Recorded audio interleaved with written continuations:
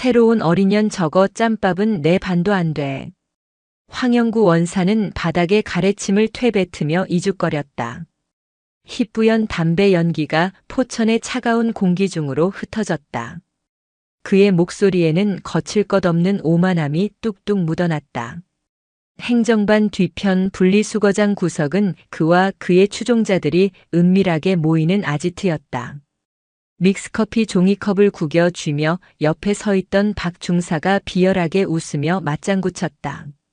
아유, 원사님 말씀이 맞습니다. 육사 출신이라 해봤자 책상 물림 아니겠습니까? 더구나 여자라니요. 이 험한 5군단 예하 연대를 어떻게 감당한답니까? 707이니 뭐니 소문은 무성하던데 그래봤자 계집애죠. 황영구는 누렇게 뜬 니코틴 낀 손가락으로 박중사의 어깨를 툭 쳤다. 707? 웃기지 말라 그래. 특전사 흉내나 내면서 사진이나 찍으러 다녔겠지. 야, 박중사.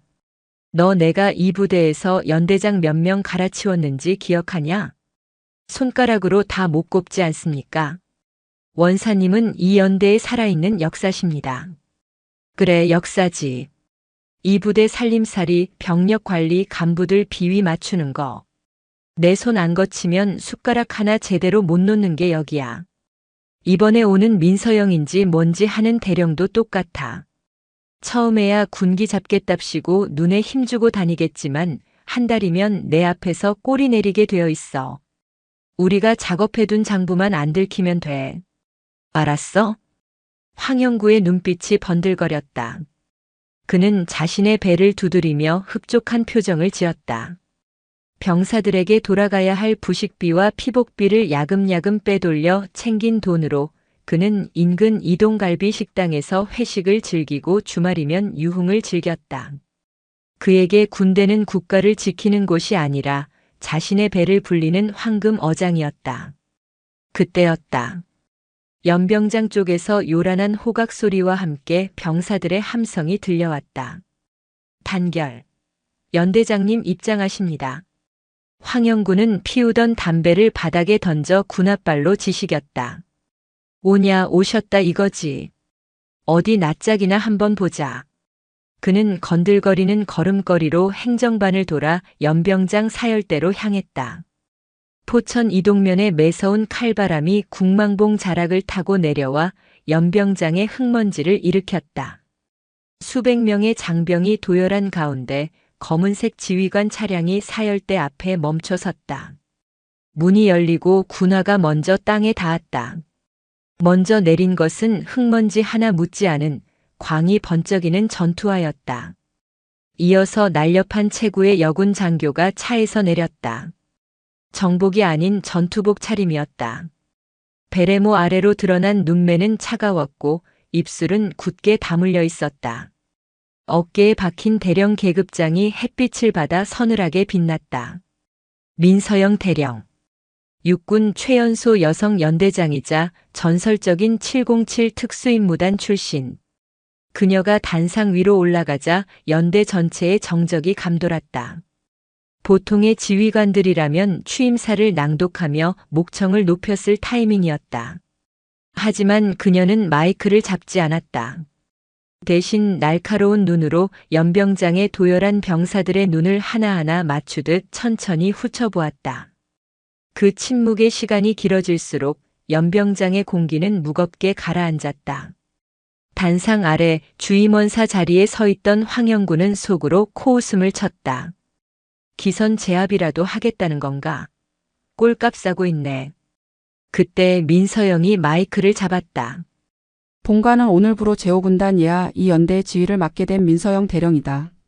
목소리는 크지 않았지만 스피커를 타고 흐르는 음성에는 기이한 힘이 실려 있었다. 불필요한 고저 장단 없이 건조하고 명확한 딕션이었다. 이곳 포천은 춥다. 그리고 거칠다. 하지만 본관이 알기로 가장 추운 곳은 날씨가 아니라 병사들의 마음이 얼어붙은 곳이다. 민서영의 시선이 잠시 황영구가 서 있는 부사관 대열 쪽에 머물렀다. 찰나의 순간이었지만 황영구는 등골이 서늘해지는 기분을 느꼈다. 착각인가? 아니, 저 여자는 분명 나를 봤다. 본관은 말로 지휘하지 않는다. 원칙과 규정 그리고 결과로 말한다. 내 부대에서 억울한 병사가 단 한 명이라도 나온다면 그 원인을 제공한 자는 계급 고하를 막론하고 군법이 허용하는 최고의 대가를 치르게 할 것이다. 이상. 짧고 간결한 취임사였다. 박수 소리가 터져 나왔지만 병사들의 표정은 묘했다. 기대감보다는 또 똑같은 소리겠지 하는 체념이 더 짙어 보였다. 취임식이 끝나고 간부들이 연대장실로 모였다. 황영구는 일부러 가장 늦게 느긋한 걸음으로 연대장실에 들어섰다. 이미 대대장들과 참모들이 긴장한 표정으로 앉아 있었다. 민서영은 상석에 앉아 서류를 넘기고 있었다. 충성. 연대 주임원사 원사 황영구입니다. 황영구가 경례를 붙였다. 각도 엉망이고 손끝도 흐트러진 소위 말하는 말년 원사의 경례였다. 민서영은 서류에서 눈을 떼지 않은 채 건조하게 답했다. 앉게. 황영구는 뻔뻔하게 소파 깊숙이 몸을 묻었다. 연대장님, 먼 길 오시느라 고생 많으셨습니다. 포천 길이 좀 험합니까? 아, 그리고 제가 미리 말씀드리자면 우리 부대 병사들 관리는 제가 아주 철저하게 하고 있습니다. 사소한 찐빠. 아니, 실수 같은 건 있어도 큰 사고는 없는 부대입니다. 그는 은근슬쩍 민서영의 길을 떠보려 했다. 자신이 이 부대의 실세임을 과시하려는 의도였다. 민서영이 서류를 덮고 천천히 고개를 들었다. 쌍꺼풀 없는 눈매가 황영구를 정면으로 응시했다. 황 원사. 예, 말씀하십시오. 자네가 말하는 철저한 관리라는 게 병사들 식단표와 실제 배식량이 다른 것도 포함되는 건가? 순간 회의실 안에 정적이 감돌았다. 황영구의 눈썹이 꿈틀했다. 예, 그게 무슨 말씀이신지. 민서영은 책상 위에 놓인 얇은 수첩을 들어보였다. 취임식 직전 그녀가 식당을 지나치며 아주 잠깐 메모했던 내용이었다. 오늘 점심 메뉴. 소불고기 볶음이라고 적혀 있더군. 정량대로라면 1인당 150g이 배식되어야 해. 그런데 취사장 뒤편 음식물 쓰레기통에는 뜯지도 않은 냉동 소고기 박스가 아니라 엉뚱하게도 돼지 뒷다리살 포장지가 가득하던데. 이건 어떻게 설명할 건가? 황영구의 등에서 식은땀이 한 방울 흘러내렸다. 부임한 지 1시간도 안 된 지휘관이 오자마자 취사장 쓰레기통부터 확인했다고. 이건 말이 안 된다. 그는 애써 웃음을 지으며 상황을 무마하려 했다. 아, 그게 보급관 녀석이 착오가 있었나 봅니다. 가끔 상급 부대에서 보급이 잘못 내려올 때가 있어서. 보급이 잘못 내려왔더라. 707에서 복무할 때도 못 들어본 변명이군. 민서영은 자리에서 일어났다. 그녀는 군화 발소리를 죽이며 천천히 황영구 앞으로 다가왔다. 그리고는 허리를 숙여 그의 눈을 똑바로 쳐다보며 나직하게 말했다. 실수라면 바로 잡으면 그만이지. 하지만 의도라면 이야기가 달라져. 내 눈은 장식품이 아니야, 황 원사. 그리고 난 한 번 문 건 절대 놓지 않아. 그녀의 눈빛에는 살기가 어려 있었다. 그것은 단순히 계급 높은 장교의 권위가 아니었다. 전장에서 생사를 넘나든 자만이 가질 수 있는 진짜 짐승의 냄새였다. 황영구는 압도적인 기운에 눌려 아무 대꾸도 하지 못하고 마른 침만 삼켰다.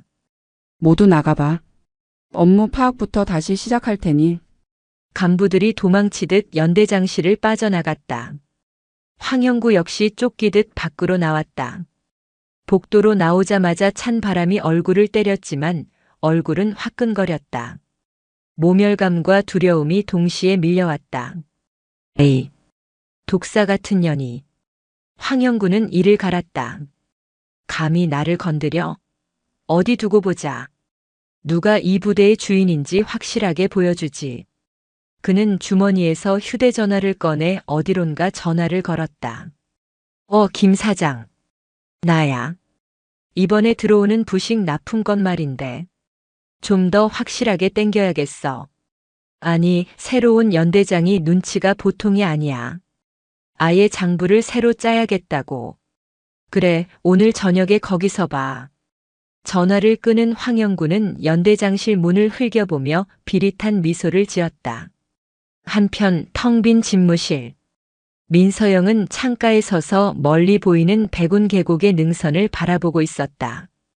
그녀의 손에는 방금 전 황영구가 앉았던 자리의 탁자 밑에서 발견한 작게 구겨진 영수증 조각이 들려 있었다. 냄새가 진동을 하는군. 그녀는 영수증을 주머니에 넣었다. 서두르지 않는다. 천천히 그리고 완벽하게 조여주지. 포천의 밤이 찾아오고 있었다. 승진부대의 깊은 어둠 속에서 늑대와 여우의 싸움은 이미 시작되고 있었다. 포천의 아침은 늦게 오고 밤은 일찍 찾아온다. 산으로 둘러싸인 제오군단 주둔지에 어스름한 새벽 안개가 걷히기도 전 취사장 굴뚝에서는 희뿌연 연기가 피어오르고 있었다. 야, 김상병. 오늘 아침 메뉴가 뭐냐? 점호를 마치고 식당으로 향하던 박일병이 잔뜩 찌푸린 얼굴로 물었다. 옆에서 걷던 김상병은 깊은 한숨을 내쉬며 식단표를 흘깃 보지도 않고 대답했다. 식단표상으로는 소고기 미역국에 오징어 젓갈이라는데 기대하지 마라. 알잖아. 우리 부대 소고기는 투명한 거. 아, 진짜 너무하는 거 아닙니까? 지난주 제육볶음도 고기는 없고 양파만 잔뜩 들어있어서 배고파 죽는 줄 알았습니다. 행보관님은 맨날 예산 타령만 하고. 쉿, 목소리 낮춰. 황 원사 귀는 소머지 귀다. 괜히 찍혀서 휴가 잘리기 싫으면 밥이나 처먹어. 식당에 들어선 병사들의 표정은 하나같이 어두웠다. 배식대 앞에 선 취사병들의 얼굴 또한 곤혹스러워 보였다. 국통에 담긴 것은 이름만 미역국일 뿐 고기는커녕 기름기조차 찾아보기 힘든 맹탕이었다. 건더기라고는 퉁퉁 불어버린 미역 조각 몇 개가 전부였다. 그 시각 행정반 안쪽 깊숙이 자리한 행보관실. 황영구 원사는 전기난로를 발밑에 켜두고 안락 의자에 몸을 파묻고 있었다. 그의 책상 위에는 병사들이 먹는 맹탕 미역국과는 차원이 다른 기름기가 좔좔 흐르는 사제 족발과 컵라면이 놓여 있었다. 밤새 당직 사관과 몰래 시켜 먹고 남은 야식이었다. 꺼. 그는 거칠게 트림을 하며 이쑤시개로 이빨을 쑤셨다. 행정병인 최 병장이 눈치를 보며 결제 서류를 들고 들어왔다. 행보관님, 이번 달 부식비 결산 서류입니다. 연대장님 결제 올라가야 해서. 황영구는 귀찮다는 듯 손을 휘저었다. 거기 놔두고 가. 내가 알아서 검토하고 올릴 테니까. 아, 그리고 최 병장. 예, 말씀하십시오. 너 다음 달에 정기 휴가 있다고 했지? 최 병장의 얼굴에 화색이 돌았다가 순식간에 불안감으로 바뀌었다. 황영구의 저런 말투가 나올 때면 을에 좋지 않은 일이 생기곤 했기 때문이었다. 예, 그렇습니다. 어머니 생신이 껴있어서 꼭 나가야 합니다. 황영구는 족발 뼈다귀를 휴지통에 던져 넣으며 비릿하게 웃었다. 그래, 효자네 효자야. 그런데 어쩌냐. 이번에 대대 전술 훈련 잡힌 거 알지? 인원이 부족해서 말이야. 행정반에 너 빠지면 누가 일하냐? 이번 휴가는 좀 미뤄야겠다. 최 병장의 얼굴이 사색이 되었다. 행보관님, 저번에도 인원 부족하다고 2번이나 밀렸습니다. 이번에는 진짜 안 됩니다. 어머니 수술하시고 처음 맞는 생신이라. 황영구는 의자에서 일어나 느릿느릿 최 병장 앞으로 걸어갔다. 그는 병사의 어깨에 팔을 두르며 목소리를 낮췄다. 야, 최 병장. 군대에서 안 되는 게 어디 있냐?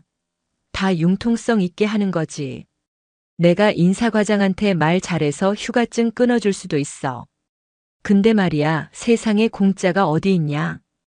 우리 부대 운영비가 좀 모자라서 내가 사비로 채워넣고 있는 거 너도 알지?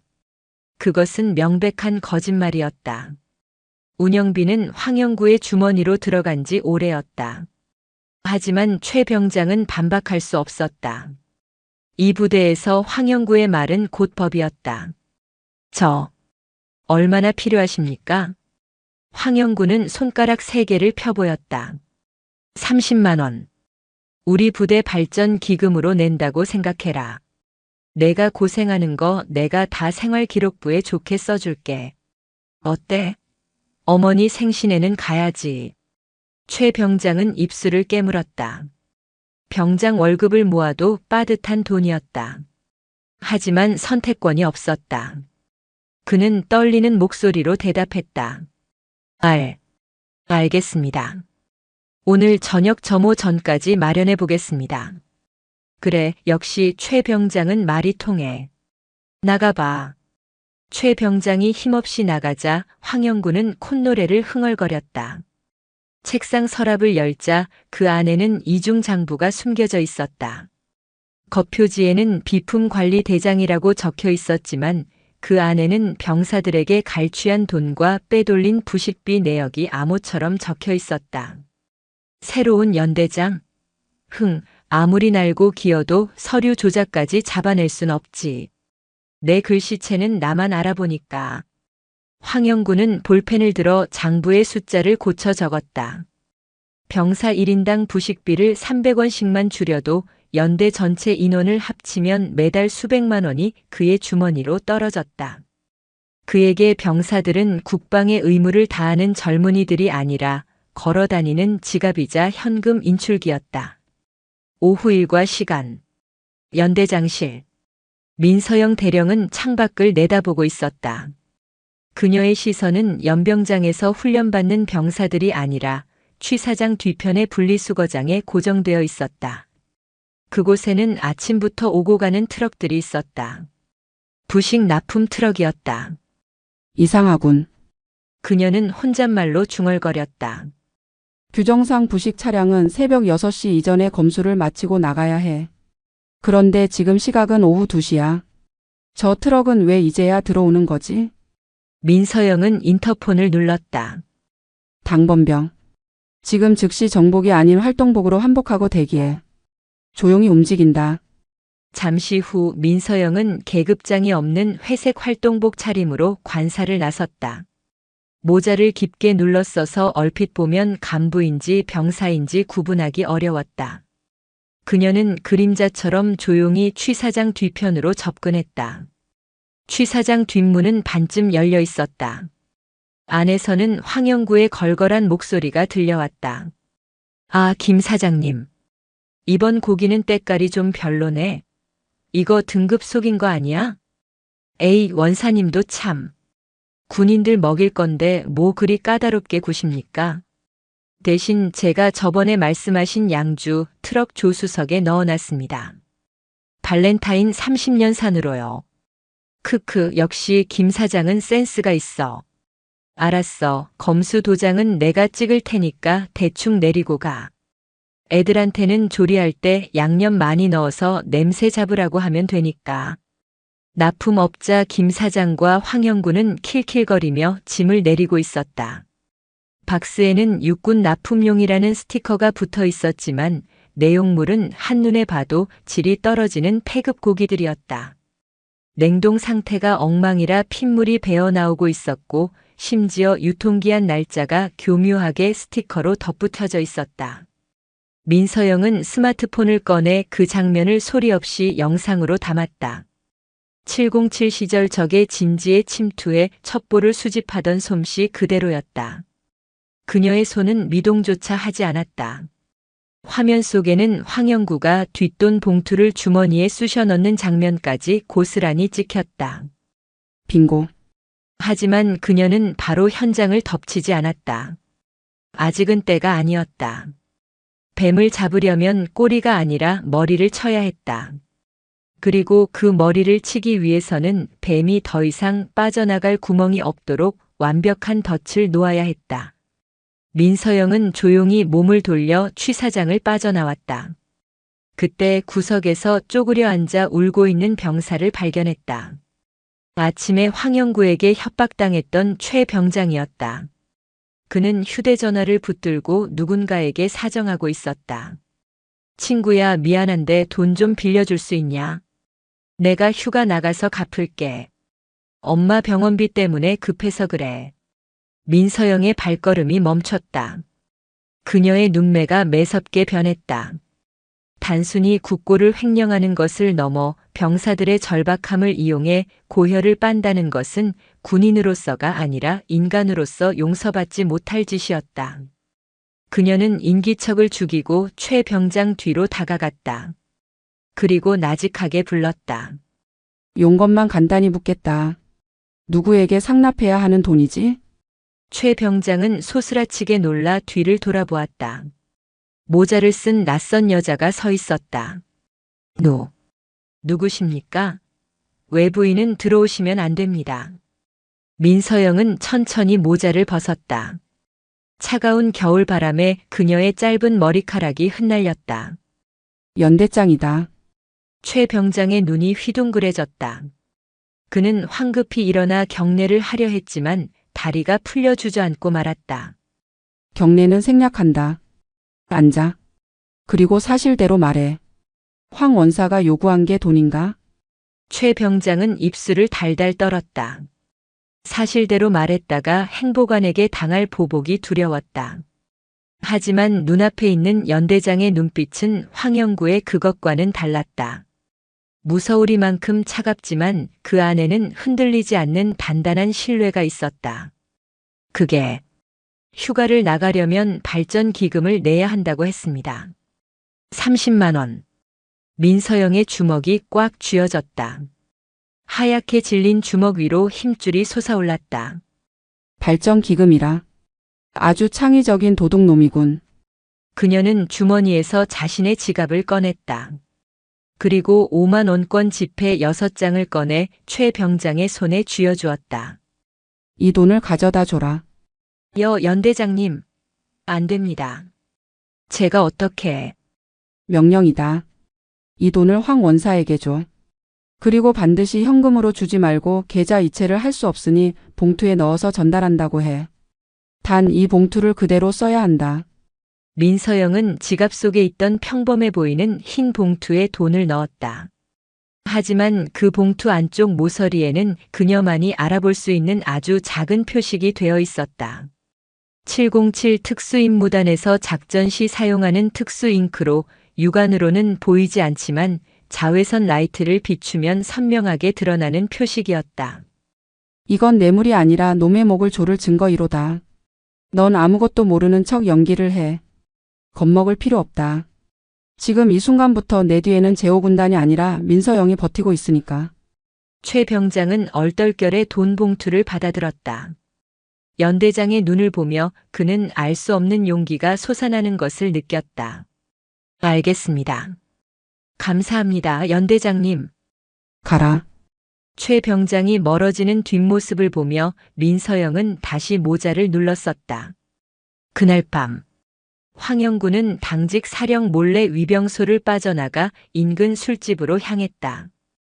그의 주머니에는 최 병장에게서 뜯어낸 30만 원과 납품업자에게 받은 두툼한 봉투가 들어 있었다. 오늘은 물 좋은 데 가서 한잔해야겠구만. 눈먼 돈이 이렇게 굴러 들어오는데 군 생활 할 맛 나지. 그는 택시를 잡아 타고 포천 시내로 사라졌다. 하지만 그는 모르고 있었다. 어둠 속에서 검은색 세단 한 대가 전조등을 끈 채 그의 택시를 조용히 뒤따르고 있다는 것을. 운전석에는 민서영이 앉아 있었고 조수석에는 노트북이 켜져 있었다. 화면에는 부대 CCTV 해킹 화면과 함께 황영구의 동선이 실시간으로 기록되고 있었다. 실컷 즐겨둬라 황영구. 그 술맛이 인생의 마지막 단맛이 될 테니. 민서영은 기어를 변속하며 가속 페달을 밟았다. 엔진 소리가 포천의 밤 공기를 날카롭게 갈랐다. 사냥은 이제 탐색전을 끝내고 본격적인 추격전으로 접어들고 있었다. 며칠 뒤 연대 전술 훈련 평가를 앞둔 시점이었다. 연대장실의 공기는 무겁게 가라앉아 있었다. 작전 참모와 정보과장이 훈련 계획 지도를 펼쳐놓고 브리핑을 하고 있었지만 민서영의 시선은 지도 너머 허공을 응시하고 있었다. 황 원사는 지금 어디에 있지? 브리핑을 하던 작전 참모가 당황하여 말을 멈췄다. 아, 주임원사님 말씀이십니까? 지금 보급 창고에서 훈련 물자 불출을 감독하고 계신 걸로 알고 있습니다. 민서영은 입꼬리를 살짝 올렸다. 비소였다. 감독이라. 고양이에게 생선을 맡겨도 그것보단 안전하겠군. 그녀는 자리에서 일어났다. 전투복 상의를 매무새 있게 고쳐 입고 베레모를 썼다. 작전회의는 잠시 중단한다. 현장 확인이 먼저야. 같은 시각 연대 보급 창고 앞. 황영구 원사는 지게차에 기대어 담배를 피우고 있었다. 그의 앞에는 훈련에 쓰일 식량과 건전지, 위장 크림 박스들이 쌓여 있었다. 그는 박 중사와 킬킬거리며 잡담을 나누고 있었다. 야, 이번 훈련 때 병사들한테 지급할 핫팩 말이야. 그거 작년 재고 남은 거 있지? 그거 먼저 풀어. 새 거는 창고 깊숙이 박아두고. 아, 원사님. 작년 거는 다 굳어서 효과도 없을 텐데요. 애들 동상 걸린다고 난리 날 겁니다. 시끄러워. 어차피 쓰고 버리는 소모품인데 뭐가 중요해. 새 핫팩은 나중에 내가 아는 등산 용품점에 넘기면 돈이 짭짤하다고. 그리고 건전지도 마찬가지야. 중국산 싸구려 섞어서 내보내. 어차피 훈련하다가 무전기 안 터지면 산악지형 탓하면 그만이야. 황영구는 자신의 계획이 완벽하다고 믿었다. 신임 연대장이 아무리 깐깐하게 굴어도 이런 세세한 보급품 내역까지 일일이 확인할 수는 없을 것이라 여겼다.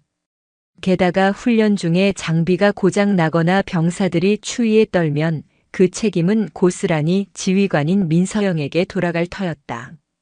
어디 한번 제대로 망신 좀 당해봐라. 감히 내 밥그릇을 건드려? 그때였다. 창고 밖에서 군화 발소리가 들려왔다.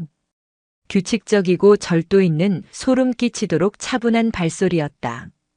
황영구는 급히 담배를 비벼 껐다. 민서영이 창고 안으로 들어섰다. 그녀의 뒤에는 군수과장과 감찰장교가 잔뜩 긴장한 표정으로 따르고 있었다. 충성. 연대장님, 여긴 먼지가 많습니다. 굳이 여기까지 안 오셔도. 황영구가 능청스럽게 웃으며 앞을 막아섰다. 하지만 민서영은 그를 투명 인간 취급하며 지나쳤다. 그녀는 쌓여있는 핫팩 박스 중 하나를 무작위로 집어들었다. 개봉해. 군수과장이 황급히 커터칼로 박스를 뜯었다. 민서영은 핫팩 하나를 꺼내 손으로 쥐어보았다. 돌처럼 딱딱하게 굳어 있었다. 제조일자를 확인하니 이미 2년이 지난 폐기 대상 물품이었다. 황 원사. 민서영의 목소리가 낮게 깔렸다. 예, 연대장님. 아, 그게 창고 정리가 좀 덜 돼서 옛날 물건이 섞여 들어간 모양입니다. 제가 바로 시정하겠습니다. 황영구는 등 뒤로 식은땀을 흘리면서도 뻔뻔하게 둘러댔다. 섞여 들어갔다. 이 박스들 전부가 폐기 대상인 것 같은데 자네 눈에는 이게 정상적인 보급품으로 보이나? 민서영은 딱딱한 핫팩을 황영구의 발치에 툭 던졌다. 그리고 저기 있는 건전지 박스들. 국방 마크가 찍힌 정품이 아니라 시중에서 파는 저가형 중국산이더군. 내가 알기로 우리 부대 예산으로 구매한 건전지는 전부 국산 정품일 텐데. 그 차액은 다 어디로 갔지? 황영구의 눈동자가 흔들렸다. 그건 오해십니다. 급하게 물량을 맞추다 보니 납품업체에서 실수를. 실수라는 단어가 자네 입에서 나올 때마다 내 인내심이 바닥나고 있어. 민서영은 한 걸음 더 다가갔다. 그녀의 압도적인 기세에 황영구는 저도 모르게 뒷걸음질 쳤다. 이번 훈련은 군단장님께서 직접 참관하실 예정이다. 만약 훈련 중에 무전기가 먹통이 되거나 병사들이 추위에 떨어서 작전에 실패한다면 그건 단순한 실수가 아니라 이적 행위야. 적을 이롭게 하는 행위. 즉 반역이지. 반역이라는 단어에 창고 안의 공기가 얼어붙었다. 황영구는 억울하다는 듯 목소리를 높였다. 말씀이 너무 지나치십니다. 제가 이 부대에 몸바친 세월이 얼만데 반역이라니요. 저도 명예가 있는 군인입니다. 민서영은 싸늘하게 웃었다. 명예? 도둑질한 돈으로 룸살롱 드나드는 게 자네가 말하는 명예인가? 황형구의 얼굴이 불그락푸르락해졌다. 감히 병사들과 장교들이 보는 앞에서 자신의 사생활까지 들먹이다니. 모멸감에 이성이 마비될 지경이었다. 당장 정품으로 교체해. 훈련 시작 전까지 완벽하게 준비해 놓지 않으면 자네 군복을 벗기는 걸로 끝나지 않을 거야. 민서영은 뒤돌아보지도 않고 창고를 나갔다. 남겨진 황영구는 분을 참지 못해 옆에 있던 빈 박스를 발로 걷어찼다. 에이, 빌어먹으려니. 감히 나를 모욕해? 그는 씩씩거리며 휴대전화를 꺼냈다. 어딘가로 전화를 거는 그의 손이 부들부들 떨렸다. 여보세요? 형님 접니다. 아, 예. 이번에 새로 온 연대장 말입니다. 아주 개판입니다. 네, 완전히 돌아버린 년이에요. 부사관들을 아주 개 취급합니다. 예. 아, 예. 손 좀 봐주셔야겠습니다. 제가 증거 좀 모아서 보낼 테니까 국방부 민원실이랑 인권센터에 좀 찔러주십시오. 네, 아주 매장시켜버려야 합니다.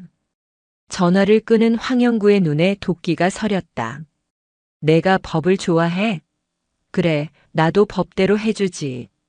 부하들에게 갑질하고 인격 모독하는 지휘관이 어떻게 되는지 보여주마.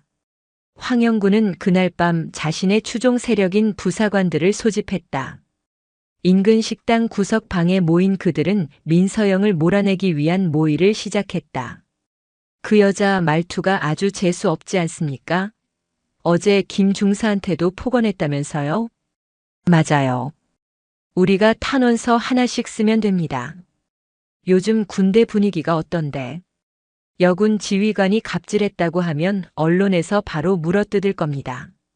황영구는 소주잔을 비우며 낄낄거렸다. 그래, 작전명은 독사 사냥이다. 훈련 기간 동안 일부러 명령 불복종하는 척하면서 실수들을 만들어내. 그리고 그 책임을 전부 연대장 지시 탓으로 돌리는 거야. 녹음기 켜놓고 유도신문 하는 거 잊지 말고. 그들은 자신들이 파놓은 함정이 얼마나 얕은지 알지 못했다. 그들이 모의하는 식당 옆방 얇은 합판 벽 너머에 민서영이 앉아있다는 사실을 꿈에도 모른 채 민서영은 찻잔을 내려놓으며 이어폰을 귀에서 뺐다. 고성능 도청 장비가 황영구 일당의 대화를 토시 하나 빠뜨리지 않고 녹음하고 있었다. 독사 사냥이라. 재밌군. 누가 사냥꾼이고 누가 사냥감인지 곧 알게 될 거다. 그녀의 옆에는 헌병대 수사관 출신의 법무참모가 앉아 있었다. 들었지? 상관 모욕 명령 불복종 모의 무고죄 교사. 이것만으로도 구속수사감이야. 법무참모가 고개를 끄덕였다. 예, 연대장님. 증거는 차고 넘칩니다. 언제 덮치시겠습니까? 아니, 아직이야. 훈련장에서 놈들이 실제로 행동을 개시할 때. 그때가 바로 처형식 날이다. 가장 화려하고 가장 비참하게 끝내줘야지. 민서영은 자리에서 일어났다. 포천의 밤바람이 그녀의 옷깃을 스쳤지만 그녀의 눈빛은 그보다 더 차갑게 빛나고 있었다. 대망의 연대 전술 훈련 당일. 포천의 산악지대에는 전운이 감돌았다. 707 출신답게 민서영은 야전 지휘소 텐트가 아닌 최전방 감시 초소에 자리를 잡았다. 그녀는 망원경으로 부대의 이동 상황을 실시간으로 체크하고 있었다. 3대대 현재 위치 보고하라. 1중대 공격 개시선 통과했나? 무전기 너머로 다급한 목소리가 들려왔다. 여기는 3대 대장. 현재 1중대 차량 2대가 퍼졌습니다. 정비 불량으로 시동이 걸리지 않습니다. 도보로 이동 중이나 시간이 지체되고 있습니다. 민서영의 눈매가 날카로워졌다. 황영구의 지시였다. 정비 부속을 빼돌리고 폐급 부품을 끼워 넣은 결과가 여실히 드러나고 있었다. 당황하지 말고 예비 차량 투입해. 그리고 퍼진 차량은 그대로 현장 보존한다. 정비관에게 손대지 말라고 전해. 그녀의 지시는 간결하고 명확했다. 하지만 황영구의 방해 공작은 여기서 끝이 아니었다. 점심 식사 추진이 늦어지고 있었다. 산악 고지 점령 훈련을 마친 병사들이 허기에 지쳐가고 있었다. 황영구는 후방 지휘소에서 느긋하게 커피를 마시고 있었다. 어이쿠, 취사 차량이 길을 잘못 들었나 보네. 산길이라 험해서 말이야. 애들 배 좀 고프겠어. 그는 옆에 있던 박 중사에게 눈짓을 했다. 박 중사는 미리 섭외해 둔 불만 세력 병사들에게 문자를 돌렸다. 연대장이 지리를 몰라서 밥도 못 먹인다는 헛소문을 퍼뜨리라는 지시였다. 하지만 민서영은 이미 플랜 B를 가동하고 있었다. 그녀의 무전 한 통에 훈련장 인근에 대기하고 있던 민간 트럭들이 움직이기 시작했다. 그녀가 사비를 털어 미리 준비해둔 특식 도시락 차량이었다. 따뜻한 밥과 고기 반찬이 담긴 도시락이 병사들에게 지급되자 황영구의 계획은 순식간에 물거품이 되었다. 병사들의 불만은 환호로 바뀌었다. 병사들 밥 굶기는 지휘관은 자격이 없다. 황 원사, 이게 자네가 원하던 그림이었나? 무전기를 타고 흘러나오는 민서영의 목소리에 황영구는 기겁했다. 그녀는 모든 것을 알고 있었다는 듯이 대처하고 있었다. 훈련 마지막 날 사후 강평 시간. 연병장에는 흑투성이가 된 전 병력과 간부들이 모여 있었다. 민서영은 단상에 올라 마이크를 잡았다. 그녀의 옆에는 헌병대 차량 2대가 대기하고 있었지만 황영구는 그것이 단순한 훈련 지원 차량이라고 생각했다. 이번 훈련에서 우리는 많은 것을 확인했다. 병사들의 투지는 훌륭했다. 하지만 우리의 발목을 잡은 것은 적군이 아니라 우리 내부의 적이었다. 민서영의 시선이 황영구를 향해 고정되었다. 차량이 고장나고 보급이 지연되고 엉터리 부속품 때문에 장비가 멈췄다. 누군가는 이것을 실수라고 말한다. 하지만 본관은 이것을 범죄라고 부른다. 웅성거림이 퍼져나갔다. 황영구는 불안한 기색을 감추며 헛기침을 했다. 연대장님, 강평 시간에 너무 과격한 말씀을. 황영구 원사, 앞으로 나와. 민서영의 서슬 퍼런 명령에 황영구는 쭈뼛거리며 단상 앞으로 나갔다. 예, 부르셨습니까? 자네 병사 최민호 병장에게 30만 원을 요구했었지? 휴가를 미끼로. 황영구의 얼굴이 하얗게 질렸다. 무슨 말씀을 하시는 겁니까? 저는 그런 적 없습니다. 증거 있으십니까? 이건 모함입니다. 그는 길길이 날뛰며 억울함을 호소했다. 여러분, 들으십시오. 연대장이 죄 없는 부사관을 잡으려고 합니다. 제가 이 부대를 위해 얼마나 헌신했는데. 민서영은 말없이 주머니에서 리모컨을 꺼내 빔 프로젝터를 켰다.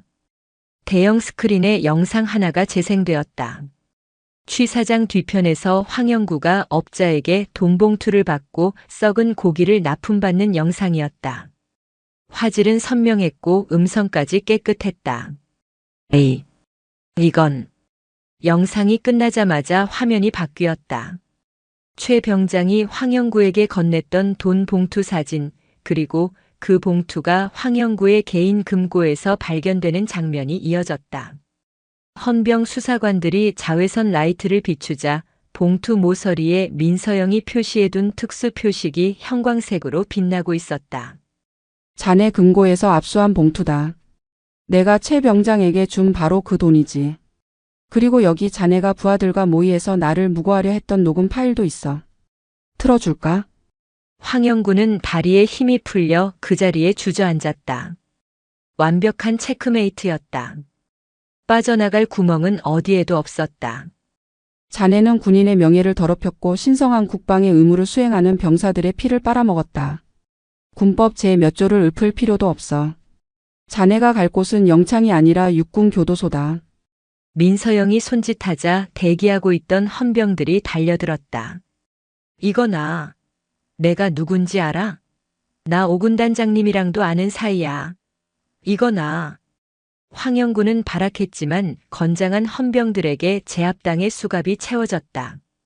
그의 손목에 차가운 금속이 닿는 순간 그는 자신의 30년 군 생활이 비참하게 끝났음을 직감했다. 끌려가는 황영구의 뒤통수에 대고 민서영이 마지막 확인 사살을 날렸다. 아, 그리고 자네가 오군 단장님과 아는 사이라니 다행이군. 군 단장님께서 자네 재판에 직접 참관하시겠다고 하셨으니까. 거기서 안부 인사나 전하게. 연병장에는 잠시 정적이 흘렀다. 그 누구도 감히 숨소리를 내지 못했다. 절대 권력자처럼 군림하던 행보관이 하루아침에 죄수가 되어 끌려가는 모습은 충격 그 자체였다. 하지만 그 정적을 깬 것은 병사들이었다. 와! 누군가 시작한 함성은 순식간에 연병장 전체로 퍼져나갔다. 그것은 단순한 소리가 아니었다. 그동안 쌓였던 서름과 억울함이 터져나오는 해방의 외침이었다. 최 병장은 눈물을 글썽이며 민서영을 바라보았다. 민서영은 환호하는 병사들을 향해 옅은 미소를 지어 보였다. 아주 잠깐이었지만 그 미소는 포천의 겨울 추위를 녹일 만큼 따뜻했다. 그녀는 다시 표정을 굳히고 마이크를 잡았다. 소란 피우지 마라. 훈련은 아직 끝나지 않았다. 전 병력 부대 복귀 준비. 단결. 어느 때보다 우렁찬 경례 구호가 포천의 하늘을 찔렀다. 민서영은 단상에서 내려와 흙먼지가 날리는 연병장을 가로질러 걸어갔다. 그녀의 등 뒤로 부패의 사슬이 끊어진 부대에 새로운 바람이 불어오고 있었다. 황영구 원사가 헌병대에 끌려간 다음 날 연대 본부는 폭풍 전야와도 같은 고요함에 휩싸였다. 행정보급 관실의 주인 잃은 책상은 텅 비어 있었지만 그가 남긴 악취는 여전히 부대 곳곳에 배어 있었다. 새벽 3시. 모두가 잠든 시각. 행정반의 문이 소리 없이 열렸다.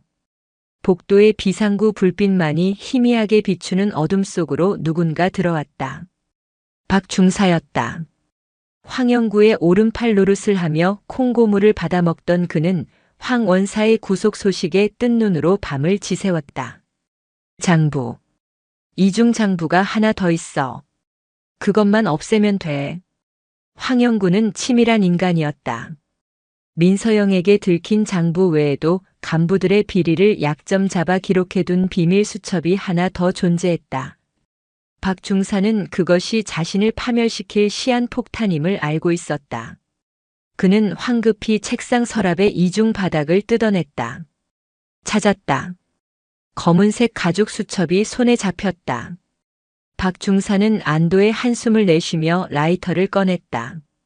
그 자리에서 태워버릴 심산이었다. 칙. 라이터 불을 켜는 순간 어둠 속에서 서늘한 목소리가 들려왔다. 불장난하기에는 너무 늦은 시간 아닌가, 박중사. 으악. 박중사는 기겁하며 라이터와 수첩을 떨어뜨렸다.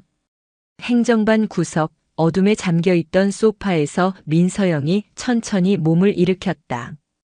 그녀는 불도 켜지 않은 채 그곳에 앉아 있었다. 마치 먹잇감이 제 발로 걸어 들어오길 기다리는 맹수처럼. 연대장님? 아니, 왜 여기에? 황 원사가 가고 나면 겁먹은 쥐새끼들이 증거를 없애러 올 거라 예상했지. 역시 내 예상이 틀리지 않았군. 민서영은 바닥에 떨어진 수첩을 주워들었다. 박중사가 다급히 손을 뻗었지만 민서영의 눈빛에 압도되어 얼어붙고 말았다. 이게 자네들의 목숨줄인가 보지? 그녀는 수첩을 펼쳤다. 달빛에 비친 내용은 가관이었다. 누구에게 얼마를 상납했고 누구와 유흥업소에 갔는지 날짜와 시간까지 상세히 적혀 있었다. 여기에는 박중사뿐만 아니라 이 연대의 썩은 살점들이 줄줄이 엮여 있었다. 연대장님, 한 번만 봐주십시오. 저는 시키는 대로 했을 뿐입니다. 황 원사가 시키지 않으면 인사고과를 엉망으로 주겠다고 협박해서. 박중사는 무릎을 꿇고 빌었다. 비굴한 눈물 콧물을 흘리는 꼴이 가소로웠다. 민서영은 싸늘하게 그를 내려다보았다. 시키는 대로 했다라. 나치 전범들도 재판장에서 똑같은 변명을 했지. 선택은 자네가 한 거야. 그 더러운 돈으로 술을 마시고 고기를 씹을 때 자네는 병사들의 배고픔을 외면했어. 민서영은 수첩을 자신의 전투복 주머니에 넣었다. 날이 밝는 대로 헌병대에 이첩한다. 자네는 황 원사 옆방을 쓰게 될 거야. 가서 못다 한 충성을 바치도록. 당번병 이자를 영창으로 연행해. 대기하고 있던 당직 사관과 병사들이 들이닥쳐 박 중사를 끌고 나갔다. 박 중사의 절규가 복도에 메아리 쳤지만 민서영의 표정은 미동조차 없었다. 다음 날 아침 민서영은 긴급 간부 회의를 소집했다. 회의실의 공기는 무거웠다. 황영구와 박 중사의 연이은 구속으로 간부들은 숨조차 크게 쉬지 못했다. 민서영은 상석에 앉아 간부들을 하나하나 둘러보았다. 황 원사 사건은 개인의 일탈이 아니다. 이를 묵인하고 방조한 혹은 동조한 모든 이들에게 책임을 묻겠다. 그녀는 책상 위에 두툼한 서류 뭉치를 던졌다. 간부들의 안색이 흑빛이 되었다. 이 시간부로 우리 연대의 모든 행정, 보급, 급여항 시스템을 제로 베이스에서 재검토한다. 지난 5년간의 모든 회계 장부를 감사관실에 넘겼다. 털어서 먼지 안 나는 사람 없다는 말 내 앞에서는 통하지 않아. 먼지가 나면 그 먼지가 사라질 때까지 털어줄 테니까. 그녀의 개혁은 무자비할 정도로 신속하고 정확했다. 가장 먼저 변화가 일어난 곳은 식당이었다. 우와, 이게 뭐야? 진짜 소고기야? 점심시간 식판을 받아든 병사들의 눈이 휘둥그레졌다. 국통 가득 큼직하게 썰린 소고기가 떠다니는 육개장이 배식되었다. 반찬으로는 냉동 만두가 아닌 직접 튀긴 바삭한 탕수육이 나왔다. 그동안 황영구가 중간에서 가로채던 식자재 예산이 온전히 병사들에게 돌아가자 식단은 호텔 부럽지 않게 변했다. 야, 국물 맛이 다르다. 기름 둥둥 뜬 맹탕이 아니야. 연대장님 바뀌고 나서 진짜 살맛 난다. 병사들은 걸신 들린 듯 밥을 먹었다. 식당 구석에서 이 모습을 지켜보던 민서영의 입가에 옅은 미소가 스쳤다. 하지만 그녀는 병사들에게 다가가 생색내지 않았다. 그저 조용히 조리장에게 다가갔다. 조리장. 충성. 식사 맛있게 하셨습니까? 맛은 중요하지 않아. 위생과 정량 그리고 영양. 이 세 가지 원칙만 지켜. 재료비가 부족하면 내 월급을 압류해서라도 채워 넣을 테니 아이들 먹이는 거에 장난치지 마라. 알겠나? 예. 명심하겠습니다. 조리장은 군기가 바짝 든 목소리로 대답했다. 민서영은 뒤돌아 나갔다. 그녀의 등 뒤로 병사들의 웃음소리가 들려왔다. 그것은 그녀가 이 부대에 온 이후 처음 듣는 진심 어린 웃음소리였다. 하지만 평화는 오래가지 않았다.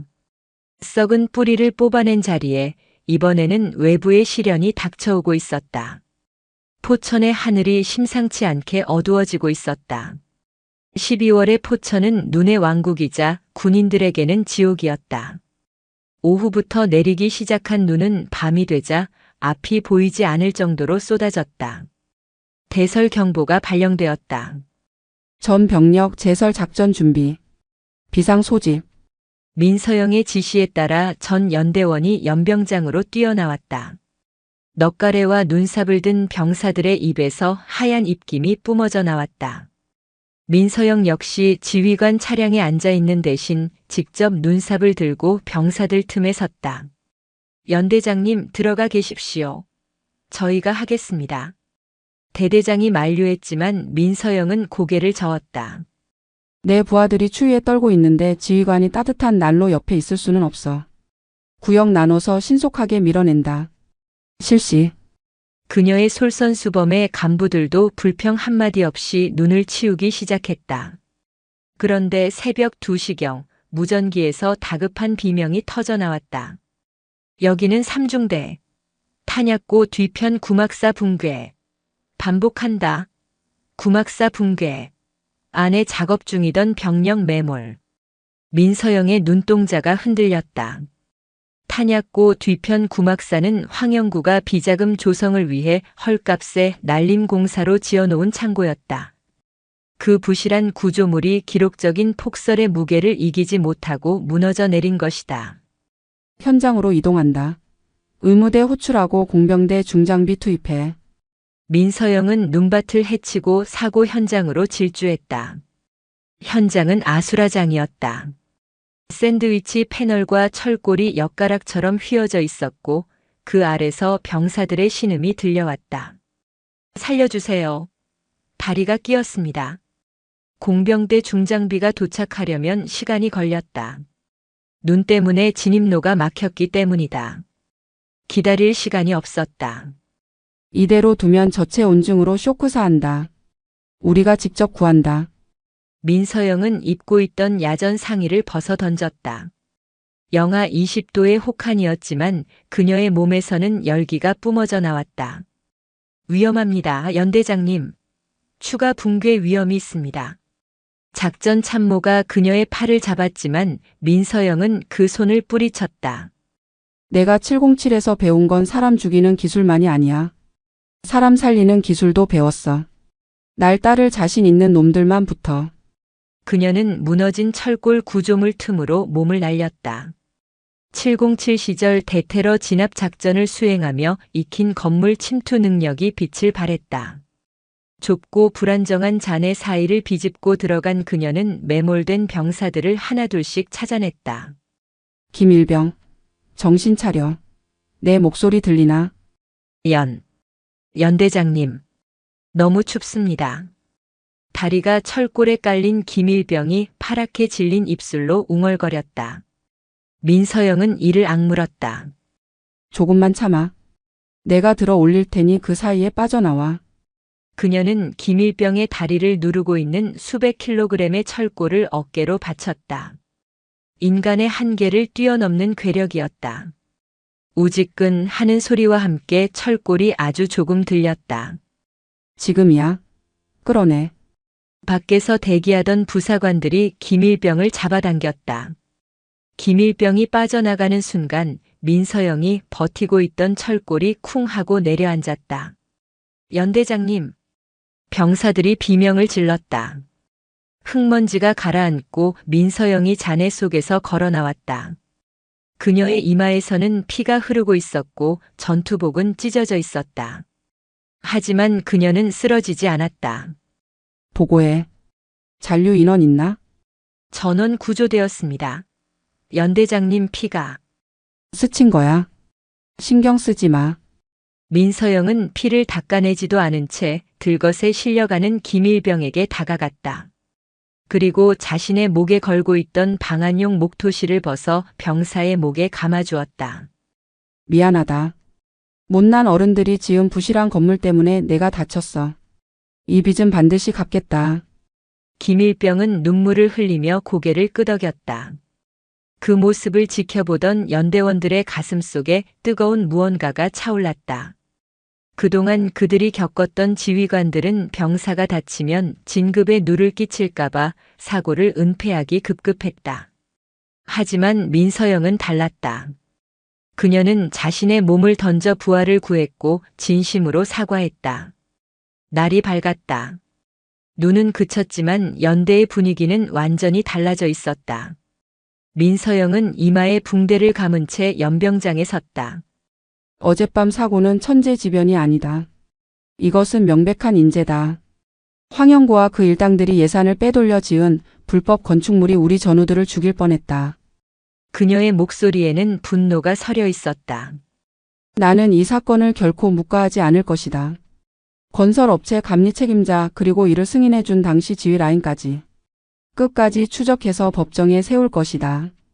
내 병사의 피 한 방울 값은 놈들의 모든 것을 팔아도 갚지 못할 테니까. 병사들은 환호 대신 침묵으로 답했다. 그것은 가벼운 열광이 아닌 지휘관에 대한 절대적인 신뢰와 존경의 침묵이었다.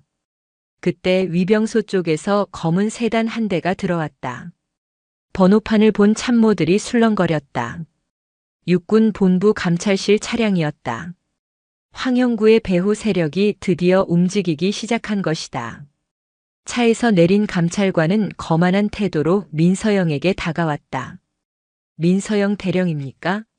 부대 관리 소홀로 인한 안전사고 발생 건으로 조사 나왔습니다. 또한 황영구 원사에 대한 과잉 수사 및 인권 침해 투서가 접수되어 감찰관의 말이 끝나기도 전에 민서영은 그의 코앞까지 다가갔다. 707 시절 테러리스트를 제압하던 그 살기 어린 눈빛으로 조사? 환영하지. 하지만 순서가 틀렸어. 그녀는 주머니에서 피 묻은 장갑을 꺼내 감찰관의 정복 주머니에 꽂아주었다. 내 부하들이 흘린 피가 아직 마르지도 않았어. 감찰실이든 국방부든 상관없다. 나를 건드리는 건 참을 수 있어도 내 부하들을 건드리거나 그들의 고통을 이용하려는 놈들은. 민서영은 감찰관의 귓가에 나직하게 속삭였다. 전쟁을 각오해야 할 거다. 여기는 내 구역이고 내 법이 통하는 곳이니까. 감찰관은 민서영의 기세에 눌려 뒷걸음질 쳤다. 포천의 하얀 설원 위로 민서영과 감찰관의 시선이 날카롭게 부딪혔다. 뱀은 잡혔지만 뱀을 키운 숲은 아직 깊고 어두웠다. 그리고 민서영의 진짜 싸움은 이제 막 시작되고 있었다. 육군본부 감찰실에서 파견된 조사단은 연대 회의실을 점거했다. 그들은 마치 점령군처럼 행세했다. 회의실 창문에는 블라인드가 내려졌고 민서영의 집무실을 제외한 모든 행정구역에 대한 압수수색이 시작되었다. 조사단장인 최 대령은 민서영과 육사 동기였으나 진급 경쟁에서 밀려 감찰병과로 돌아선 인물이었다. 그는 열등감과 권력 욕으로 뭉친 전형적인 책상 물림 군인이었다. 회의실 상석에 앉은 최 대령은 다리를 꼬고 민서영을 노려보았다. 민 대령. 아니, 민 연대장. 자네 상황 파악이 아직 안 되는 모양이군. 부대 관리 소홀로 병사가 다쳤어. 게다가 황 원사 건은 명백한 직권 남용이야. 감찰 조사가 시작되면 지휘권이 정지될 수도 있다는 거 모르나? 민서영은 건너편 의자에 앉아 차갑게 식은 녹차를 한 모금 마셨다. 그녀의 표정은 폭풍우가 몰아치는 바다 한가운데 떠있는 바위처럼 미동도 없었다. 본관의 지휘권은 군단장님께서 명하시기 전까지는 유효하다. 그리고 직권 남용이라. 범죄자를 잡아서 헌병에 넘긴 게 직권 남용이라면 자네가 지금 하는 짓은 직무유기인가? 최 대령의 눈썹이 꿈틀했다. 말 조심해. 우린 황 원사의 탄원서를 받고 온 거야. 자네가 증거를 조작해서 죄 없는 부사관을 매장시키려 했다는 제보가 들어왔다고. 707 출신이라더니 여기서도 공작 정치를 하시나? 최 대령은 책상을 쾅 내리쳤다. 옆에 있던 감찰 장교들이 위압적인 분위기를 조성하려 애썼지만 민서영은 눈 하나 깜짝하지 않았다. 탄원서라. 구치소에 있는 황영구가 변호사를 통해서 썼겠군. 내용은 안 봐도 뻔해. 내가 강압 수사를 했다, 증거를 심었다, 뭐 그런 소설을 썼겠지. 민서영은 품 안에서 작은 수첩 하나를 꺼내 테이블 위에 올려놓았다. 지난번 박 중사가 태우려다 실패한 바로 그 이중 장부였다. 자네들이 찾고 있는 게 이건가? 최 대령의 눈이 번들거렸다. 그는 손을 뻗어 수첩을 가져가려 했다. 그래, 이거야. 중요 증거물이니 감찰실에서 압수하겠다. 하지만 민서영의 손이 더 빨랐다. 그녀는 수첩을 다시 주머니에 넣으며 싸늘하게 웃었다. 착각하지 마. 이건 보여준 거지 준다고 한 적 없어. 이 안에는 황영구가 상납한 돈이 어디로 흘러갔는지 아주 상세하게 적혀 있거든. 육군본부 군수참모부 그리고 감찰실 일부 간부들 이름까지. 민서영의 시선이 최 대령의 명찰을 스치고 지나갔다. 최 대령. 자네 동기 중에 작년에 전역하고 건설 회사 차린 김철수라고 있지? 이번에 무너진 구막사 그 친구 회사가 시공했던데. 황영구가 발주를 넣고 자네가 감찰 때 눈 감아주고 김철수가 공사하고. 삼각편대가 아주 훌륭하더군. 최 대령의 얼굴이 사색이 되었다. 너 지금 무슨 소리를 하는 거야? 증거 있어? 증거는 지금 자네가 뺏으려던 이 수첩 그리고 내가 따로 보관해둔 녹취록에 다 있어. 내가 707에 있을 때 가장 많이 해본 게 뭔지 아나? 테러리스트들의 자금줄을 추적하는 거였어. 황영구의 계좌를 추적하다 보니 재미있는 이름들이 많이 나오더군. 민서영은 자리에서 일어났다. 그녀는 최 대령에게 다가가 귓가에 나직하게 속삭였다. 이 조사는 자네가 나를 죽이러 온 게 아니라 내가 자네들의 목을 치기 위해 부른 거야. 황영구는 꼬리일 뿐이고 몸통은 자네들이니까. 이 미친년이. 최 대령은 부들부들 떨며 욕설을 내뱉었다. 하지만 그는 더 이상 민서영을 압박할 수 없었다. 그녀가 쥐고 있는 패가 무엇인지 어디까지 알고 있는지 가늠조차 되지 않았기 때문이다. 그날 오후 민서영은 연대장실로 돌아와 창밖을 보았다. 포천의 하늘은 여전히 흐렸다. 감찰실 직원들은 빈손으로 돌아가지 않았다. 그들은 보복성으로 연대의 모든 서류를 뒤지기 시작했다. 아주 사소한 규정 위반이라도 찾아내어 민서영을 옭아매려는 수작이었다. 연대장님 감찰실에서 병사들 면담을 시작했습니다. 유도신문으로 연대장님께 불리한 진술을 받아내려고 혈안이 되어 있습니다. 주임원사 대리 직무를 수행하던 김 상사가 걱정스러운 얼굴로 보고했다. 내버려둬. 병사들은 바보가 아니야. 진실을 아는 사람들은 흔들리지 않는다. 하지만 상황은 좋지 않게 흘러갔다. 감찰실은 언론 플레이를 시작했다. 지역 신문 구석에 모 부대 지휘관 무리한 구조 작업으로 병사 위험 초래라는 기사가 실렸다. 황영구의 배후 세력이 돈을 써서 기레기들을 움직인 것이다. 여론을 악화시켜 민서영을 보직 해임하려는 술책이었다. 밤 10시. 집무실 문을 두드리는 소리가 났다. 들어온 사람은 지난번 붕괴 사고 때 구조된 김일병이었다. 그는 목발을 짚고 있었다. 연대장님. 김일병. 의무대에 있어야 할 사람이 여긴 왜 왔나? 다리는 좀 어떤가? 괜찮습니다. 드릴 말씀이 있어서 왔습니다. 김일병은 품 안에서 꼬깃꼬깃한 편지 뭉치를 꺼냈다. 이거 우리 중대원들이 쓴 탄원서입니다. 연대장님을 지켜달라고 군단장님께 보내는 편지입니다. 감찰관들이 와서 연대장님이 억지로 시켜서 구조 작업했다고 쓰라고 협박했는데 애들이 다 거절했습니다. 민서영은 편지 뭉치를 받아들었다. 삐뚤빼뚤한 글씨로 쓰인 병사들의 진심이 담겨 있었다. 우리 연대장님은 영웅입니다. 우리를 위해 목숨을 거셨습니다. 차가운 얼음장 같던 민서영의 눈가가 붉어졌다. 그녀는 707 시절 수많은 작전을 수행했지만 이런 감정은 처음이었다. 고맙다. 정말 고맙다. 저희가 뒤에 있습니다. 연대장님 절대 지시면 안 됩니다. 김일병이 나가고 난 뒤 민서영은 편지를 금고에 넣지 않고 가슴 주머니에 넣었다. 이것은 그 어떤 훈장보다 무거운 책임감이었다. 그래, 전쟁이다.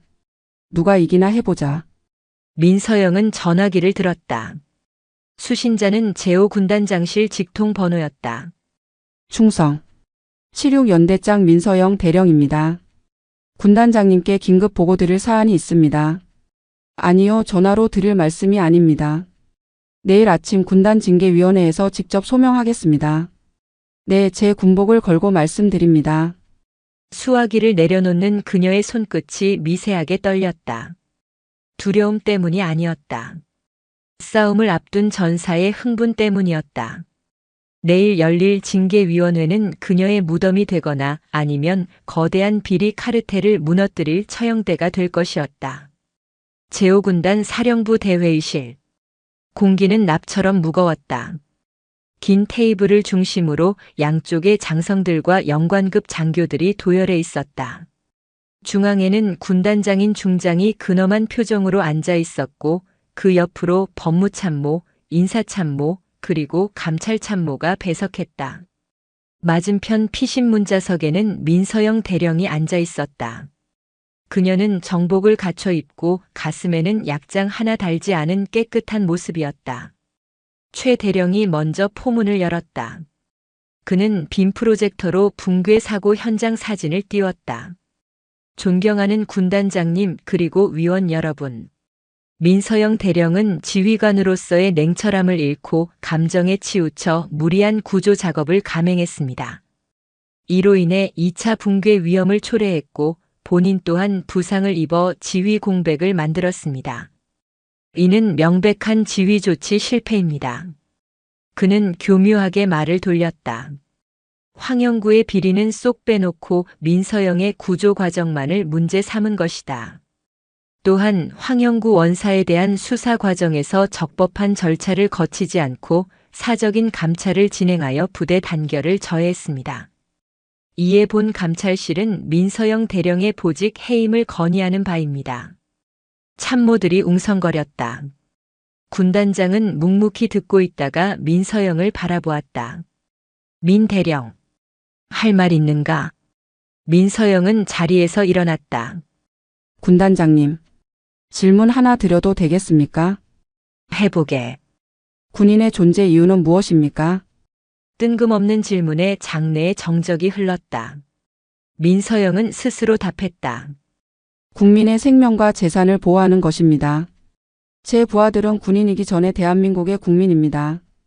무너진 건물 아래 깔린 국민을 구하는 것이 지휘 조치 실패라면 저는 기꺼이 그 실패한 지휘관으로 남겠습니다. 그녀의 목소리는 단호했다.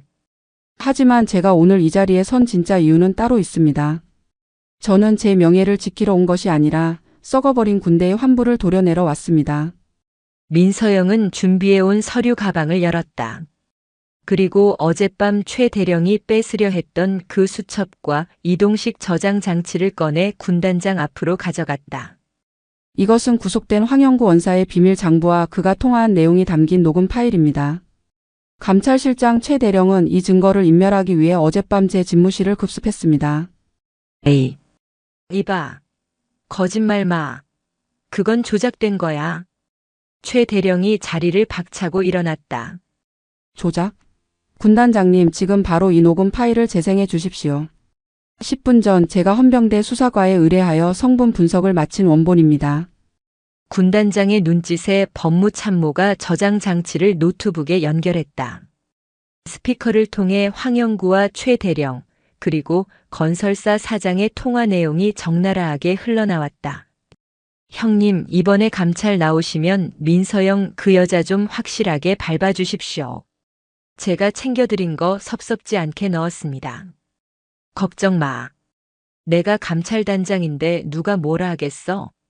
그 여자 옷 벗기면 그 다음 연대장은 우리 쪽 사람 심으면 돼.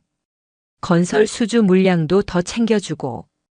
회의실은 충격에 휩싸였다. 최 대령의 얼굴은 흑빛이 되어 주저앉았다. 감찰참모마저 당황하여 어쩔 줄 몰라 했다. 민서영은 멈추지 않았다. 이 장부에는 지난 3년간 붕괴된 구막사 보수 공사비로 책정된 예산 10억 원이 어떻게 세탁되었는지 기록되어 있습니다. 황영구가 5억을 챙기고 나머지 3억은 여기 계신 최 대령과 몇몇 연관 장교들의 골프 접대비와 유흥비로 쓰였습니다. 실제 공사에 들어간 돈은 고작 2억 원. 그러니 눈 무게를 견디지 못하고 무너진 겁니다. 민서영은 병사들의 피 묻은 편지를 꺼내 들어보였다. 이 비리의 대가는 저 장부 속의 숫자가 아닙니다. 바로 내 부하 김일병의 다리입니다. 피땀 흘려 나라 지키러 온 젊은이들을 당신들의 탐욕을 채우는 소모품으로 썼습니다. 이게 반역이 아니면 무엇입니까? 그녀의 일갈은 회의실을 쩌렁쩌렁 울렸다. 군단장의 얼굴이 붉게 상기되었다. 그는 주먹을 꽉 쥐고 부들부들 떨었다. 그가 분노한 대상은 민서영이 아니라 자신의 등잔 밑에서 벌어진 이 추악한 범죄 행위들이었다. 헌병대장. 예, 헌병대장입니다. 회의실 밖에서 대기하던 헌병대장이 뛰어들어왔다. 지금 당장 최 대령을 긴급 체포해. 그리고 이 장부에 적힌 놈들, 지금 이 자리에 있는 놈들이라도 상관없다. 전원 체포해서 수사해. 내 부대를 이따위로 만든 놈들을 용서치 않겠다. 알겠습니다. 헌병대 진입해. 무장 헌병들이 들이닥쳤다. 최 대령은 저항 한번 못 해보고 수갑이 채워져 끌려나갔다. 그와 연루된 몇몇 참모들도 고개를 숙인 채 연행되었다. 아수라장이 된 회의실 한가운데 민서영은 홀로 꼿꼿하게 서 있었다. 군단장이 자리에서 일어나 그녀에게 다가왔다. 그는 무거운 손으로 민서영의 어깨를 잡았다. 미안하네. 내 눈이 어두워 자네를 힘들게 했군. 그리고 고맙네. 자네가 우리 군단을 살렸어. 민서영은 절도 있게 경례를 붙였다. 충성. 군인은 할 일을 할 뿐입니다. 자네가 원하는 게 뭔가? 포상 휴가? 훈장? 민서영은 잠시 생각하더니 입을 열었다. 제 부하들, 특히 이번 사고로 다친 병사들과 그들을 간호하느라 고생한 전우들에게 특별 휴가를 주십시오. 그리고 그녀는 창밖을 바라보았다. 황영구와 그 일당들이 횡령한 돈 전액 환수해서 병사들 복지시설 개선에 써주십시오. 더 이상 춥고 배고픈 군대가 아니었으면 합니다. 군단장은 고개를 끄덕였다. 그의 눈가에 물기가 어렸다. 약속하지. 내 이름을 걸고. 회의가 끝나고 민서영은 건물 밖으로 나왔다. 먹구름이 걷히고 포천의 맑은 하늘이 드러나 있었다. 차가운 겨울바람이 불었지만 더 이상 춥게 느껴지지 않았다. 그녀는 하늘을 향해 깊게 숨을 들이마셨다. 끝났군. 하지만 그녀는 알고 있었다. 악은 잡초와 같아서 뽑아도 다시 자라난다는 것을. 그러나 두렵지 않았다. 그녀에게는 지켜야 할 부하들이 있고 타협하지 않는 신념이 있었으니까. 민서영은 대기하고 있던 지휘관 차량에 올랐다. 부대로 복귀한다. 애들이 기다린다. 차량은 승진 부대를 향해 힘차게 출발했다. 백미러에 비친 민서영의 눈빛은 그 어느 때보다 빛나고 있었다. 전설적인 707의 독사가 아닌 진정한 군인이자 리더로서의 눈빛이었다. 포천에 혹독했던 겨울이 물러가고 있었다. 산자락에 쌓여있던 눈이 녹아 계곡물로 흐르기 시작할 무렵 연대에는 새로운 바람이 불었다. 그것은 단순한 계절의 변화가 아니었다. 쾅, 쾅, 쾅. 망치질 소리가 경쾌하게 울려 퍼졌다. 붕괴되었던 구막사터에는 새로운 병영 생활관이 올라가고 있었다. 이번에는 날림 공사가 아니었다. 국내 굴지의 건설사가 맡았고 민서영이 직접 감리 일지를 체크했다. 와, 이번에는 진짜 튼튼하게 짓나 봅니다. 단열재 두께 보십시오. 작업을 지켜보던 병사들의 표정이 밝았다. 더 놀라운 것은 공사 대금의 출처였다. 민서영이 군단장과의 약속대로 황형구와 그 일당들에게서 환수한 범죄 수익금, 그리고 그들에게 청구한 구상권 청구액 전액이 병사들의 복지시설 확충에 투입된 것이다. 민서영은 안전모를 쓰고 공사 현장을 둘러보았다. 그녀의 옆에는 이제 목발 없이 걷게 된 김일병이 행정병으로 보직을 변경해 수행하고 있었다. 철근 간격 시멘트 배합 비율. 규정에서 1mm라도 오차나면 전면 재시공이다. 내 병사들이 잠잘 곳이야. 요새보다 튼튼해야 해. 현장 소장이 땀을 뻘뻘 흘리며 고개를 끄덕였다. 염려 마십시오, 연대장님. 대한민국에서 가장 안전한 건물이 될 겁니다. 그날 오후 연대장실로 한 통의 등기 우편이 도착했다. 군사법원에서 온 판결문이었다. 민서영은 봉투를 뜯어 내용을 확인했다. 피고인 황영구 징역 7년 군인연금 박탈 추징금 5억 원. 피고인 최우진 징역 5년 불명예 전역. 죗값에 비하면 턱없이 부족한 세월일지 모르나 그들이 평생 쌓아 올린 탐욕의 성은 완전히 무너져 내렸다. 황영구는 감옥에서 자신의 죄를 뉘우치기는커녕 가진 것을 모두 빼앗겼다는 사실에 분통을 터뜨리다 화병을 얻었다는 소문이 들려왔다. 민서영은 판결문을 서랍 깊숙이 넣었다. 이제야 빚을 갚았군. 그녀는 자리에서 일어나 창밖을 보았다. 연병장에서는 병사들이 축구를 하고 있었다. 예전 같으면 간부들의 눈치를 보느라 기가 죽어 있었을 아이들이 지금은 흙먼지를 뒤집어 쓰고도 해맑게 웃고 있었다. 식당에서는 맛있는 냄새가 풍겨왔고 행정반에서는 불필요한 야근이 사라졌다. 민서영이 만든 시스템은 단순했다. 원칙대로 하되 사람은 귀하게 여길 것. 그녀는 매주 금요일 소통의 시간을 만들었다. 계급장을 떼고 연대장과 병사가 1대1로 대화하는 시간이었다. 처음에는 보복이 두려워 아무도 오지 않았지만 지금은 줄을 서야 할 정도였다. 똑똑. 노크 소리와 함께 주임원사가 들어왔다. 황영구의 후임으로 온 깐깐하지만 청렴하기로 소문난 박원사였다. 연대장님, 병사들이 연대장님께 드릴 선물이 있다고 합니다. 선물? 김영란법 위반이야. 돌려보내. 아, 돈 드는 거 아닙니다. 그냥 잠깐 나와 보시면 압니다. 민서영은 의아해하며 밖으로 나갔다. 연병장 구석 새로 지어진 휴게 쉼터 앞에 병사들이 모여 있었다. 그들은 민서영이 나오자 쑥스러운 듯 길을 터주었다. 쉼터 입구에는 나무로 깎아 만든 현판이 걸려 있었다. 투박하지만 정성이 가득 들어간 글씨였다. 서영로 상서로운 꽃뿌리가 핀 누각. 민서영의 이름 글자를 딴 현판이었다. 병사 대표인 분대장이 얼굴을 붉히며 말했다. 저희가 쉴 수 있는 곳을 만들어 주셔서 감사합니다. 연대장님 덕분에 저희 군 생활에도 봄이 왔습니다. 그래서 저희끼리 이름을 지어봤습니다. 민서영은 말문이 막혔다. 707 시절 적의 심장에 총구를 겨누고도 눈 하나 깜짝하지 않던 그녀였다. 하지만 투박한 나무 현판 앞에서는 가슴 깊은 곳에서 뜨거운 것이 울컥 치솟았다. 그녀는 헛기침을 하며 감정을 추스르려 애썼다. 글씨체가 엉망이군. 하지만 나쁘지 않아. 병사들이 와하고 웃음을 터뜨렸다. 민서영도 아주 희미하게 하지만 분명하게 웃었다. 그것은 얼음장 같던 그녀의 얼굴에 처음으로 피어난 봄꽃이었다. 그날 밤 민서영은 관사에서 홀로 술잔을 기울였다. 707 시절 전사한 동료들의 사진 앞에 소주 한 잔을 올렸다. 선배님들, 저 잘하고 있는 거 맞죠? 총 대신 법전을 들었지만 지키는 건 똑같습니다. 내 사람 내 조국. 밤바람이 창문을 흔들었지만 더 이상 춥지 않았다. 포천의 밤하늘에 뜬 별들이 그녀를 위로하듯 반짝였다.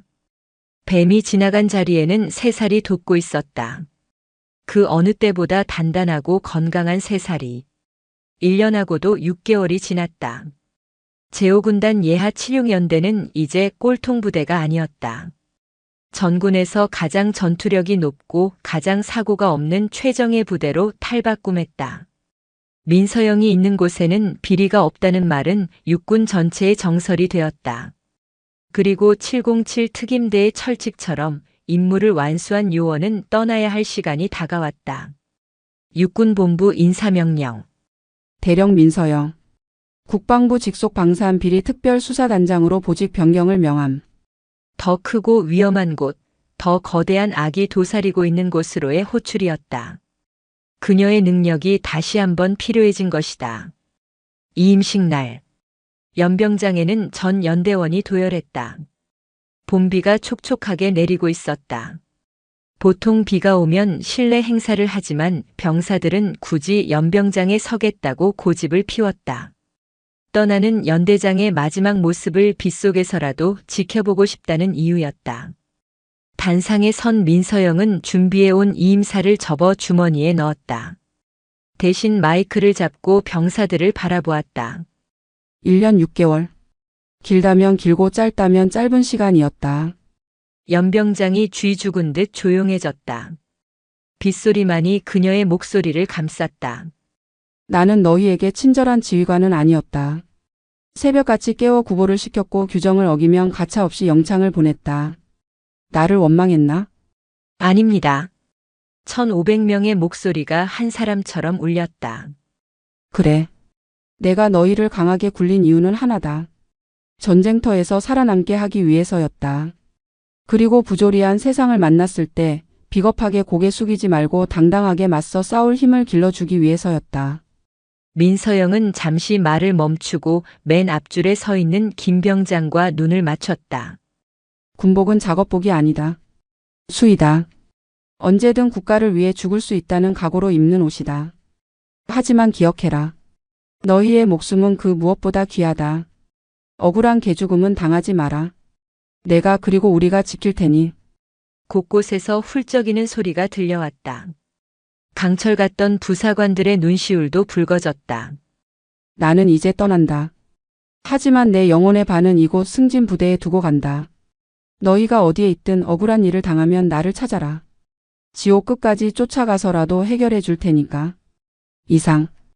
이임식이 끝나고 민서영이 탄 지휘관 차량이 위병소를 향해 천천히 움직였다. 그런데 예상치 못한 일이 벌어졌다.